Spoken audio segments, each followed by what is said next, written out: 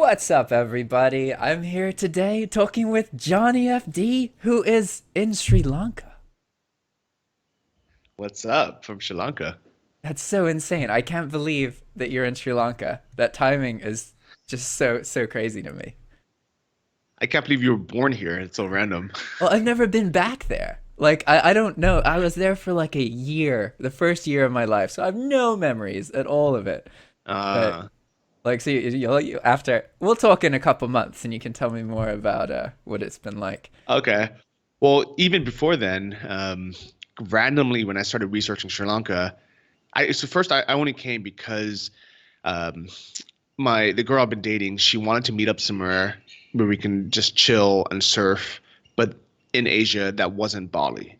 Bali's a bit too touristy, and Uh, it's kind of a mess. And I've been there a couple times, so I was looking around and I was thinking, where can I surf in Asia? That's kind of a close flight from Thailand, and Sri Lanka popped up, and I thought, Tropical why? island. Yeah, like why doesn't anyone ever come here? This is like on paper at least it seems amazing. Well, they were in civil war for a long time, so that probably had a that ended like fairly recently, I think, like a couple years ago, right? Yeah, but it's years back. It's Yeah, fine. yeah, No, but at least from the people I've met who have been here so far, everybody's loved it. And all the travel videos on YouTube for Sri Lanka, for whatever reason, there's not that many. There's only a handful, but all of them are so well made. And like if you Google like I mean, or if you look for like travel videos from like Thailand or Bali or something, you get some good ones, and some really crappy, yeah. terrible ones made in like in Cell vertical phone mode on. cameras, yeah. But for whatever reason, the few people that actually come to Sri Lanka all really love it and really make high quality videos. And Lonely Planet actually named Sri Lanka the #1 travel destination for 2019. That's crazy. Yeah. So, So okay, yeah, we'll see. so can we take a step back and because Yeah, yeah. I've I've been doing a lot of these videos where I do calls with other YouTubers, and I'm still getting used to this whole like seeing a person's video and then seeing the real person, like, and being able to talk to them. It's like, whoa, it's so surreal for me. Because so for just a quick rundown, I was an eBay seller trying to become self-employed. Took David Vu's dropshipping course, and then that taught me about drop shipping, and then I got known on YouTube just doing ridiculous stupid drop shipping things that like didn't really earn me much money, but they were interesting for people, right? So like I know of you through watching David Vu's channel, and specifically there was this period of my life where I was like really struggling, really trying to make things work, and at the end of each day I would like sit down with a bowl of ramen and I would put kimchi and other stuff in it, and I would watch travel logs to be like, I want to have that life someday. I want to do that. And now Oh, that's I'm living in crazy. That's Nicaragua. So like that all oh, that's happened, and awesome. that was just to give you some reference to like what how I know of you. But I don't know if Oh, the cool. people in my And audience know. So if you could just kind of introduce yourself to them and that kind of thing, that'd be awesome. yeah, sure. So I've been living in Chiang Mai now for 5 years, and my first online business was a Kindle book about how to live cheaply in Thailand. I was living here for a few years before that, scuba diving, doing Muay Thai. The book's called 12 Weeks in Thailand: The Good Life on the Cheap, and that kind of introduced me to how to make money online. And I thought, oh, this is great. If I can make $200 a month in profit from writing a book, what else can I do? And that's what led me to dropshipping. I was thinking, I want to sell a physical product, but I'm in Thailand, so I can't warehouse anything. I don't have any money, so I can't, import anything. FBI, yeah. Um, what can I start with? And right then I met a guy named Anton Kraly who happened to be just traveling through Chiang Mai, and we both liked 4 Hour Work Week on Facebook and somehow connected. And I took him to dinner, to pick his brain, as you Yeah, say. yeah. And he was one of the smartest guys I ever met when it came to online business. And I thought, this is awesome. And he had just come out with a course. And I thought, okay, you know what, let me take this guy's course before, I waste any more of his time asking him a million questions. And I would say that's a big kind of tip for people is if you do meet someone who could be a potential mentor, and they have information that they published already online, whether it's through a course or through a book or just on a podcast or or a Something you blog can post. access. Yeah, read all that first, and then save your kind of big questions for when you contact them. Hmm. Instead of asking them questions that they've already answered 100 times, they'll most people are nice enough where they'll answer one or two questions. But if they're questions that are a waste of their time, they might just ignore it because Yeah, they know yeah. you can find it somewhere else, or they might answer it and then Their just eyes kind of gloss stop. over, and. Exactly. But instead, if you said, like I went through all the information there was, I listened to your interviews, I, went through your course, I read your book, but I have still one, big question. They're very happy to answer it, and they'll take their time to really answer it. And then the second kind of big key point is if you take action on that, whatever answer they give you, instead of, some people even like will argue and say, well, but I read somewhere else this, or oh, I don't want to do it because XYZ. Don't do that. Don't waste someone's time. Take whatever information they give you, actually do it, and then come back to them and say, hey, I did it, but now I have another question. And then people are very happy to answer it. Yeah, I love that there's the format of video where it feels more like a conversation between people, but you're addressing Mhm. topics and kind of progressing in a certain way. And it can be kind of tricky to get that to happen, because sometimes like you'll call somebody and then they're like, "All right, what next?" Like, okay, they're like it's weird. Like I've had situations where I reach out to people and then they're just not interested in having a conversation at all. So I ask a question, try and get them talking, and then they're like, "Okay, next question, next question, next," and it's just like, Oh, that's they're funny. kind of used to that. Yeah, I think I'm so used to having my podcast, Travel Like a Boss, and just interviewing other location dependent entrepreneurs or successful entrepreneurs that it's fun. I like talking to people. I like sharing information. So it's easy. We become a bit of every person we expose ourselves to. So if to be in a position where you can be connected with all these people, like that is so powerful. It's amazing what you can do with that and what it does to your mind. Like it's almost uncomfortable what it does. Yeah, well, what's crazy is so we just had the last Nomad Summit conference in Chiang Mai about a month ago, and afterwards, a bunch of us went down to the islands for kind of a week-long trip to go scuba diving and hang out. And what a lot of people don't realize is the people that can afford both the time and the money to go down to the islands for a week after the conference are usually the very successful people. It's usually a lot of the speakers, a lot of the people who put it together. So even though it was out of 400 attendees, only about 30 or maybe 40, about 40 or 50 of us came down to the islands. Most of the 40 or 50 were pretty high level people. So it was almost kind of like a free mastermind. I mean, obviously we weren't working the whole time, and you're not, you don't want to like burden people with questions, but you're literally surrounded by 40 other people who are successful financially and time freedom, enough to go down to the islands and scuba dive for a week after the conference. And that's a kind of another big tip for people, whether you come to the Nomad Summit conference or you go to another conference. Stay afterwards. Don't be in such a rush to go to the next place or go home.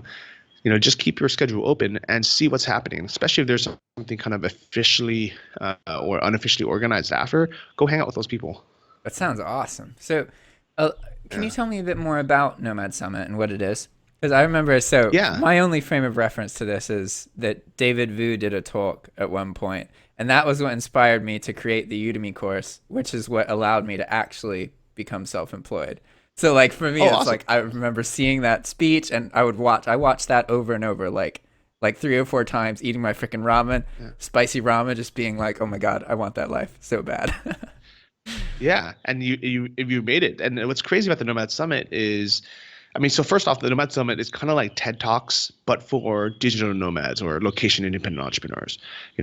They're inspiring, but they're also actionable. So, for example, in that David's talk, there's enough information in there for someone to go out and create a successful course. I mean, he basically just gave all the secrets, and it was part inspiration, but really part just actionable items. This is how you become the top rated course on Udemy. This is how you can make thousands of dollars, if not $100,000 a year, like he did on Udemy. And it's crazy that we're able to just give that away on our YouTube channel for free because we have sponsors and, we focus really on in-person events.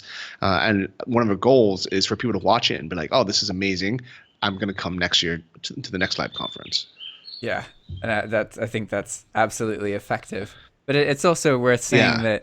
that even without the sponsorships and affiliates, like people like that, people like you and David Vu have an abundance mentality where you like in order to keep knowing all the information, you have to keep sharing it. If you Mhm. stop sharing the information about these things, then you lose access to even more information. So it's Yeah. super important to have that mentality about those kind of, sensitive topics that are quite beneficial for other Yeah. people. You actually bring up a really good point. So I share my income reports every month on JohnnyFG.com, and I've been doing it for almost 4 years now. And because I'm so transparent with my numbers on how much money I make and how much I spend, and everything, I just take screenshots of all the money I make, my Shopify dashboards, my Amazon dashboards, even my YouTube dashboards. I just screenshot it, put it up there, and because I'm so open sharing it, I get so many people who normally they don't have a blog, they don't have a channel, so they don't really have a place to even post it, and they don't really have a reason to be transparent. They will be transparent with me. They'll private message me with screenshots of what they're doing, and they're like, "Hey, this is really crushing it this right now," or "I'm doing, like, hey Johnny, have you started doing, Instagram remarketing, like, or whatever it might be. This is really working for me. Here's a screenshot of how much I spent and how much money I made this month from this new thing that no one's really doing." Because in the past, you had a connection with them for whatever reason. They saw something you were related to or something you shared, Mhm. and then they really jived with it. They remember that, so they want to share the success that they find in their lives with somebody who brought that energy into their life. It's an Yeah, amazing and thing. thanks. And speaking of abundance, I mean, I'm a big believer in it. I mean, I really believe that we can either kind of try to hoard the little bit of success we have so far and just hope that kind of goes as long as it can. And on one hand, it kind of works, right? Like if I never told anyone about dropshipping and I just did it myself, I would probably make a little bit more money from dropshipping. I'd probably be, like a full-time, e-commerce guy, and I could just have a bunch of stores, bunch of niches. There won't be as much competition because I'm not telling people how to do You're it, not but showing also your I'm not store telling. name, and yeah. Yeah, Yeah. but because I've been open with it, and I won't go as far as like show my store name and like tell people to copy me because I don't want that direct competition. Yeah. But I'll let people know like these are the strategies that I'm doing. This is how I advertise. This is how you pick a niche. This is the course I took. These are the tools I use. And because of that, yeah, it does create some competition, especially in other niches that I might have wanted to get into later on. Um, but overall, it's forced me to always be ahead, to level up, always be moving to the next thing, as well as, it's allowed me to get into other businesses as well that I probably would never have, had a reason to get into if I was just comfortable making, let's say 5 grand a month or 10 grand a month with my dropshipping store and Mhm. profit, which is great. And I think for a lot of people, they might be very happy with that. But For for a me, time. I always wanted to level up. Yeah. That's the trick with money is that most of us are in a position where we don't have enough money. So money has a huge effect on our quality of life. And it's Mhm. nice to think that once you have money, all of your problems disappear. But unfortunately, once you have money, you become the only problem in your life. And that is, it's a constant improvement kind of thing. And it's Yeah. interesting for sure. Well, yeah, that's definitely true. But I'd much rather have money and have problems than just Yeah. have problems and be broke. Yeah. Because money does solve a lot of things, or allows you to solve a lot of things. Yeah. And it's crazy. Yeah. It's, Like, sorry, go on. yeah. I mean, like, for example, I have a friend in Chiang Mai. She is an English teacher. So English teachers get paid hourly. So they don't go to work. They don't get paid. And, they're even though they make decent money, they can make $15 an hour, maybe even $20 an hour. they're still trading time for money, and it's really hard for them to kind of get ahead, right? Because you can't, you can't sell the business after, you can't scale it up, you can't outsource it. So she, does fine when she works, but then, recently I don't know if she got in a scooter accident or she got sick or something, but basically something happened where she can't really work, and now she's screwed. She's living in Thailand. She's, she has to drive her scooter 20-30 minutes to school, even though she's sick, and she can't just say, all right, I'm just gonna take a month off and just lay at home watch Netflix. Well, when I was sick a month ago, I was like, all right, well, I'm just not gonna work. Yeah. And it's fine. Got that flexibility. And I was like, all right, well, I'm just gonna order I'm just gonna order a delivery every day. I'm gonna I'm just gonna take Ubers everywhere. Like, I'm just not, it's fine. And it's not something that I would want to do, every day for the rest of my life. But it's nice knowing that if I really needed to, I could do it for the next 5 years and not run out of money, and if I couldn't work at all for the next 5 or 10 years. Yeah. And that's a really nice frame of mind. Yeah. Something were to happen. I want to give people an update on dropshipping right now in 2019. It's March 2019. Things are always changing. Yeah. Right now it's fun. Yeah. And, this is kind of, I don't want to say inside info, but this is info from, me hanging out with a lot of successful dropshippers in all different types of methods. So as far as eBay dropshipping, there's a lot of changes going on. I'm sure as you know, eBay kind of closed down, I think it was like 20,000 accounts or something. And this actually happened on the weekend of the Nomad Summit when we had well, first off in the audience, a lot of eBay dropshippers, but also we had Joanne who was speaking, and that's her primary business. Yeah, Johny is no, Joanne Bowley. Yeah. Yeah. Okay. Same person. I don't know how to pronounce the last name, but same person. Cool. Joanne from Cancun. Yeah. Really, really cool girl. Her talk will be on YouTube pretty soon. If you guys subscribe to the Nomad Summit YouTube channel, or just email list, it'll all be there. This video. Okay, cool. So her talk was on basically how to ethically scale up a business, and she was really adamant about that, even though nobody really wanted that topic or nobody really cared. People were just like, I want to know how to make more money. I don't really care like how to do it, in the nicest way possible. But she was so, serious about it. And it was perfect timing because out of, the 20,000 something people, eBay dropshippers who got their account shut down, she was one of the very few that didn't. And eBay was like, no, what are you doing? It's fine. And it sucks because her, one of her best friends, he has an eBay store that does even more money. He's really crushing it.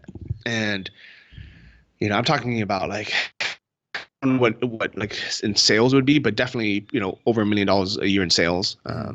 Definitely over, let's say 30 grand a month in profit or something. So like a big stores. Yeah. So like really big stores. Like these guys are some of the best in the world. But he's always been focused on just growing, making as much money as possible. And she makes a little bit less than him because she focuses so much on, no, you gotta make sure everything's, following the policies, everything's in place. She spends a lot of time, making sure it's done, correctly within the rules. First, by the books, which most people don't really do. We kind of just skate along the gray line until something happens. And her buddy, this guy, he got his account shut down. 20,000 other people got their account shut down, and now kind of just shows even more that if you can do it, it's possible, but you really have to follow rules. So that being said, if someone is just starting right now into eBay dropshipping, or they have a store, I would definitely follow Joanne's advice. Definitely watch her talk, and if you want to continue that route, go that route. But what I would also recommend is use it, and this is what I've told people from the start, is use eBay dropshipping as an easy way to get into e-commerce.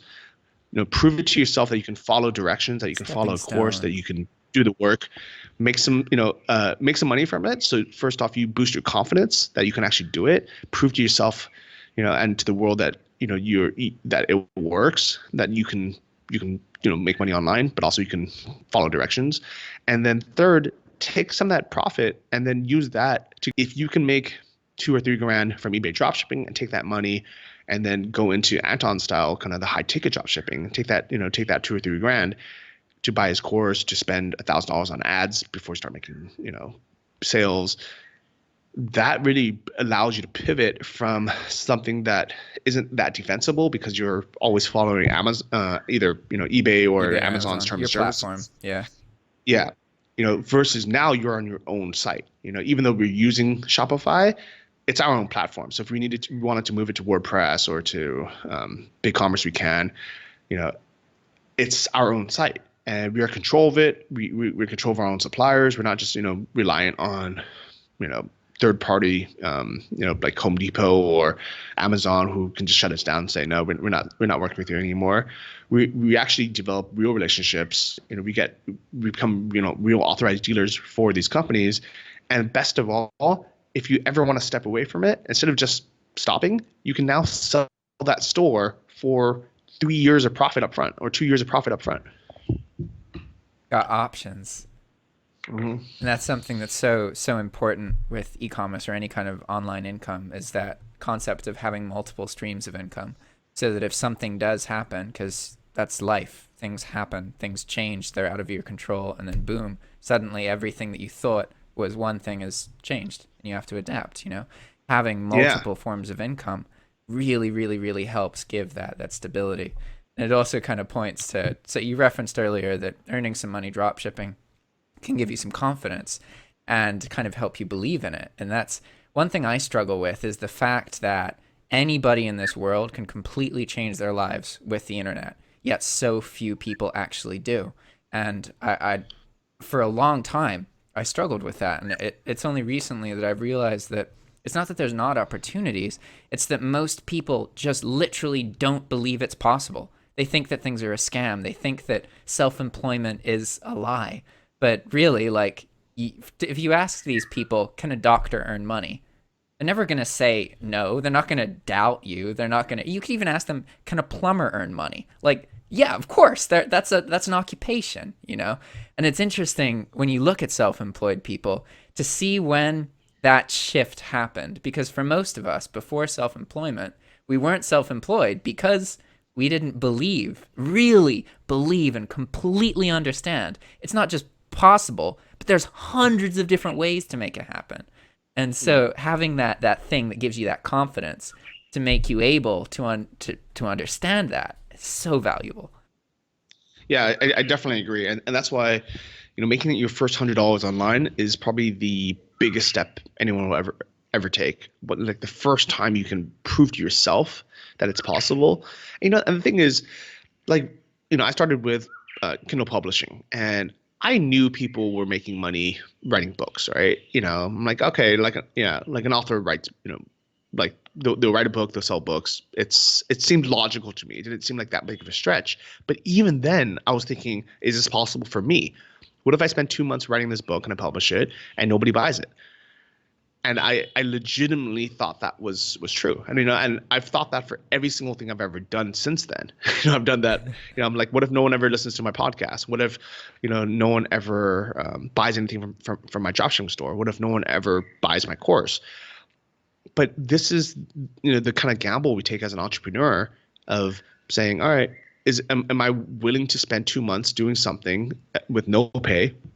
At the end of the 2 months, either you wasted your time and it didn't work, whether it's you did something wrong, or it was the wrong niche, or you're just, people didn't want to buy your product, your book, for whatever reason, right? Maybe it just wasn't a very good product.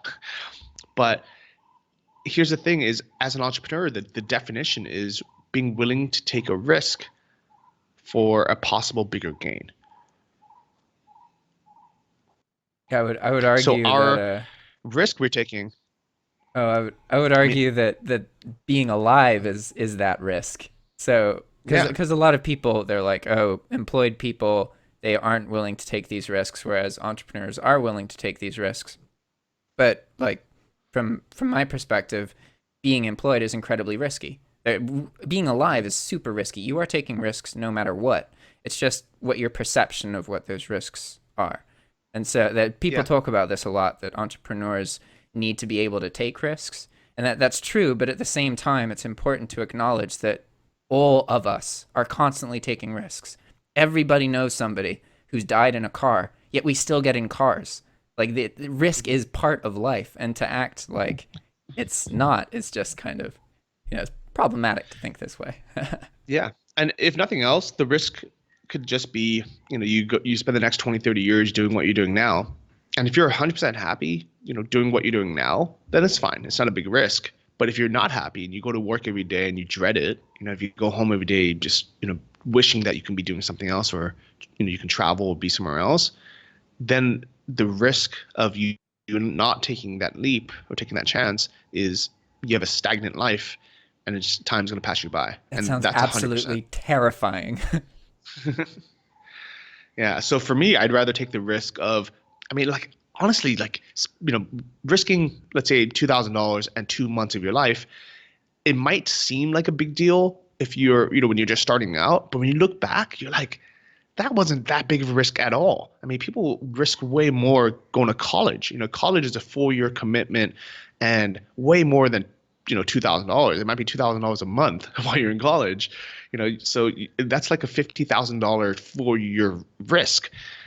And with the guarantee being, maybe you have a better chance of finding a job, and maybe you have some skills, versus starting something like e-commerce. The risk is, let's say, 4 months, right? 3 or 4 months, and let's say $3,000, to, you go through a course, you spend some money on ads, you kind of get through life, and at the end of the day, the payoff is your own business. It's your own stream of income, it's location independence, it's freedom, and potentially a lot more money than you invested. And to me, it's silly not to take that risk if you dream of location independence, you want to travel, you want an alternative life. True freedom. Yeah. It's amazing to be around. There was a point in my life, in my past, where I wasn't connected with people who value free time and this kind of lifestyle. And now it's almost complete night and day, because I have these people in my life. People I'm around are very encouraging and supportive, and they perceive a life where you have all day to do whatever you want as very ideal, and that's something that they want. Whereas in my past, a lot of the people I was around would perceive that as a bad life, as a lazy life, as a life that didn't have meaning, didn't have purpose. And for me, I had to kind of get away from those people in order to be able to actually have that life, to have all of that time to be able to spend on whatever it is that I'm currently interested in, and to be able to defend my friends in whatever way that is currently happening. It changes so many things when you have the time of day to really be present and be there. It's insane what that does. Right. So I'm in Sri Lanka, if you guys have forgotten, and our power actually just went out, so the camera looks a little bit different. It's because I'm on my phone now. And I think this is kind of the nice thing about being a location-dependent digital nomad, is even though we sometimes have these kind of issues, like from having like a nice smartphone to literally being on your handheld camera and being able to to continue something like this. Yeah, having that flexibility is awesome.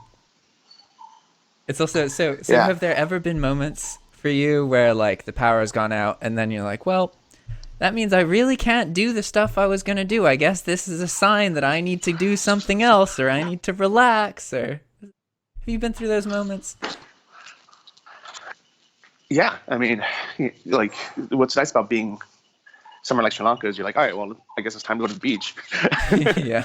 And I'm sure in Nicaragua as well. Oh, And, yeah. come back. We can work at night instead of working 9 to 5 during the day. So there's always options. Yeah, I could hear the birds chirping earlier in the call, and this Yeah. made me feel more aware of the time difference. Because here it's like 8:30 at night, so there's no birds And chirping. here it's morning. Yeah. So I don't even know what these are. But yeah, so everyone watching, I I hope you guys got some good tips from today. If you have any questions, you can leave a comment here below on, I'll try to check this channel as much as I can. You can find my channel. Just look for Johny FD on YouTube. And hopefully I'll meet some of you guys in person at the next Nomad Summit. Yeah, I'll put links in the description, guys. So if you want to check out Nomad Summit YouTube channel and Johnny's YouTube channel, then just click in the description and you'll see the videos. All right, man. Thanks for talking. That was awesome. Cool. Hopefully we can do another video again in the future. See you guys. Ciao. Yeah, it'd be fun. Maybe in person. Yeah.